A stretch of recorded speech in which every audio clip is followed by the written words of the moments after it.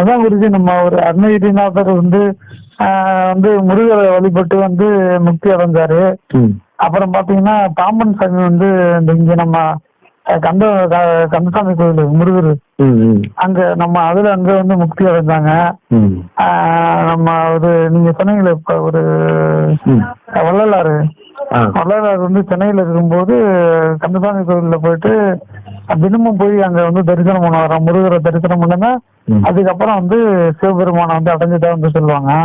நான் சொல்ற இறைவன் இருக்கும் இடத்துல நான் பார்த்தேன் இல்லையா, அதே இடத்துலதான் அவங்க முருகரை பார்த்திருப்பாங்க.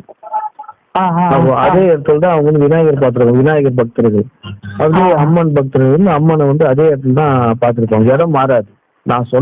நான் பார்த்த இடம் மாறாது. எல்லாருக்கும் அங்கதான் காட்சி கொடுப்பாங்க. அப்ப கடவுள் மட்டும் எப்படி மாறிடும்? கடவுள் மட்டும் மாறுது இல்லையா?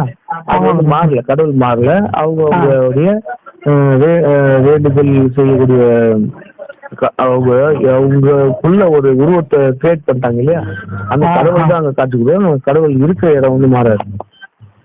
கடவுள் இருக்கிற இடம் ஒண்ணுதான், ஆனா காட்சிகள் தான் வேற. காட்சிகள் தான் வேற.